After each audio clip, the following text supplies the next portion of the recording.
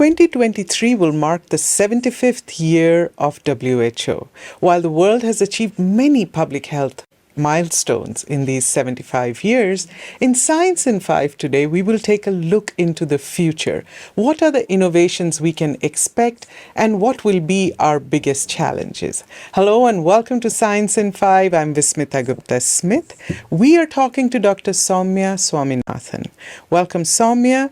Soumya, paint us a picture of what health for all will look like in the future.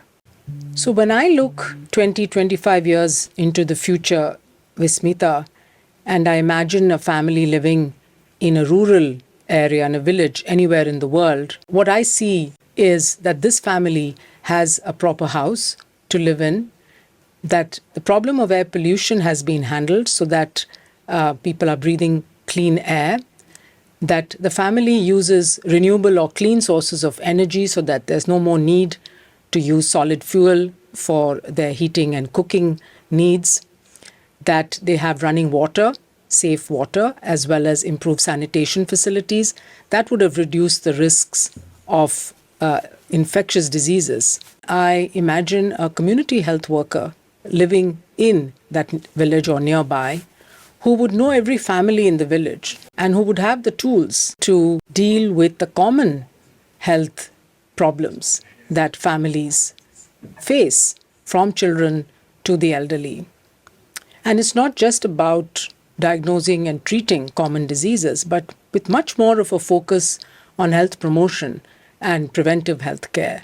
So, for example, I imagine that people of all ages would receive vaccines, not just children, that there would be a regular screening program for things like high blood pressure, diabetes, as well as common cancers, that there would be attention to rehabilitation so that people who have had a stroke or have some kind of disabilities, or people, in fact, who have aging-related disorders like dementia, actually have a place in the community where they can go, where they can get physiotherapy and rehabilitation, but also be able to spend quality time with other senior citizens.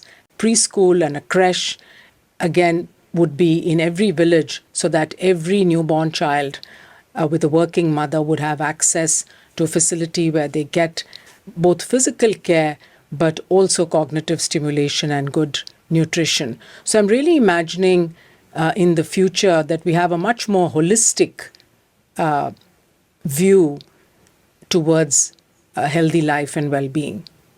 Soumya, what are the innovations we can expect which will help us achieve this goal of health for all? So clearly there will be many innovations, including ones that we cannot imagine just now. But I think of the existing technologies, I could say that a couple of them would play increasingly important roles. One of them is genomics, because we're getting a much better understanding now of the role of genomic technologies in prevention, but also in treatment of diseases, and also in the area of pathogen surveillance so that we keep track of the bugs in our environment and are aware of the ones that may cause disease in the future.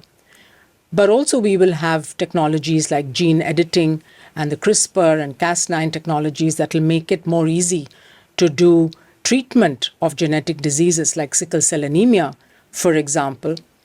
And I also see digital technologies expanding with more people having access to these tools, including healthcare workers. This will enable the latest information to reach people so that they can take better care of their health. But I can also see artificial intelligence algorithms helping doctors and healthcare workers in making diagnoses.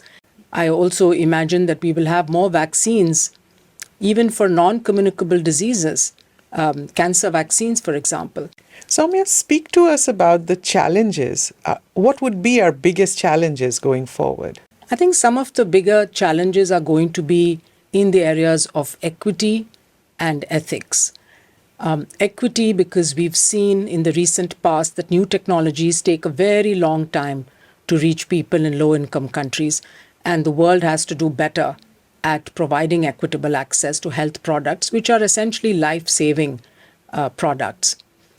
Secondly, I think the area of ethics and the use of new scientific technologies which are quite often a double-edged sword, will become more important. And I hope that more debates in countries and the setting up of national bioethics committees will help to resolve this, because science will offer a lot of possibilities and new tools, but these have to be used wisely.